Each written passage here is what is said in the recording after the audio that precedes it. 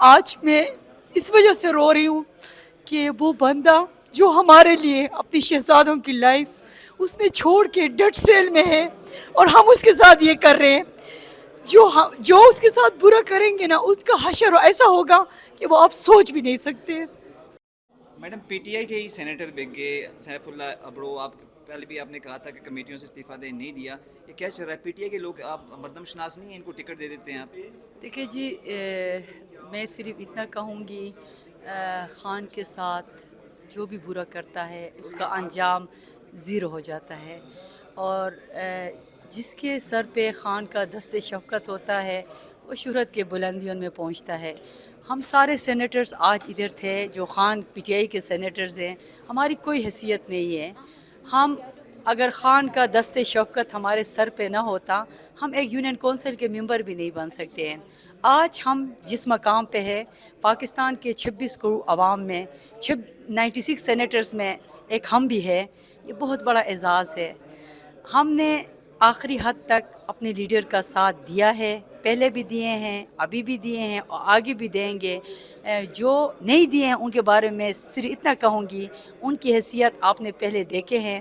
آپ چینل والے، میڈیا والے مجھ سے بہتر جانتے ہیں. کے پی میں کافی مثال موجود ہے.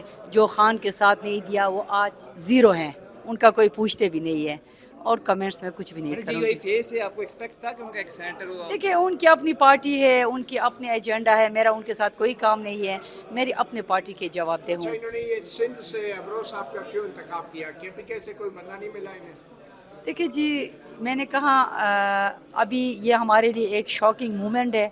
ہم خود بھی حیران و پریشان ہیں کہ یہ کیا ہو رہا ہے. ایک تو وہ بندہ، میں آج اپنے زندگی میں ایک اپنے والد صاحب کے جب فوت ہوئے تو اس ٹائم میں روئی تھی. آج میں اس وجہ سے رو رہی ہوں کہ وہ بندہ جو ہمارے لیے اپنی شہزادوں کی لائف اس نے چھوڑ کے ڈیڈ سیل میں ہے اور ہم اس کے ساتھ یہ کر رہے ہیں.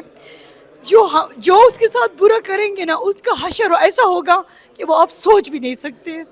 میم سینیٹر فیصل سلیم بھی نہیں آئے، وہ بھی ان کو بھی کہیں توڑا گیا ہے یا کچھ پریشرائز کیا گیا؟ دیکھیے، جب تک میں اپنی آنکھوں سے نہ دیکھوں میں کسی کے بارے میں کچھ بھی نہیں کہہ سکتا. آج کل تو آپ کو پتہ ہے پی ٹی آئی ویسے بھی پچھلے 3 سال سے حالات جنگ میں ہے.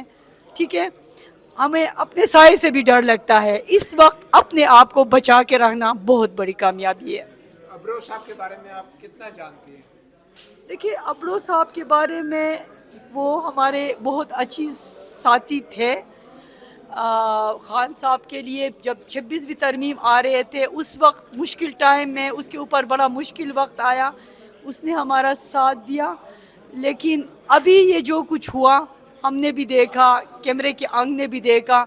میں نے آپ کو بتایا نا، یہ ایک شاکنگ مومنٹ ہے ہمارے لیے.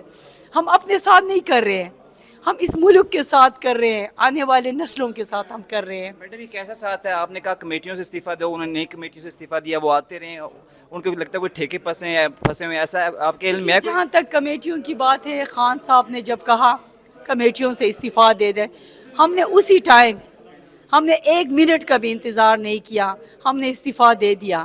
اور جہاں تک ابڑو صاحب کی بات ہے، اکنامکس افیئر کی کمیٹی کے میں بھی ممبر رہی ہوں. ابڑو صاحب جو ہے وہ کرپشن کا بہت بڑا کیس تھا، سندھ سولر پروجیکٹ کا اور NHA کا، اس کو بڑا اس نے ہائی لائٹ کیا تھا. میں اس کے بارے میں یہ تو نہیں کہہ سکتی ہوں، اس نے کمیٹی میں بہت اچھا، اس سے پہلے پاور کمیٹی میں بھی بڑا اچھا کام اس نے کیا تھا.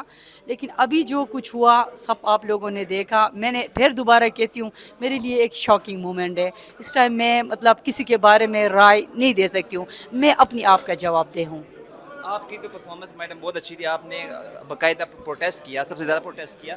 تو سیف اللہ ابڑو کے بارے میں آپ کے نالج میں پارٹی کوئی پتہ نہیں تھا؟ پچھلی 26ویں ترمیم میں بھی یہ غائب رہے تھے. نہیں 26ویں ترمیم میں یہ ہمارے ساتھ تھے، جہاں پر ہم تھے پشاور میں یہ ہمارے ساتھ تھے. ایسی کوئی بات نہیں ہے، ہمارے ساتھ 1 مہینہ ہم اکٹھے رہے ہیں.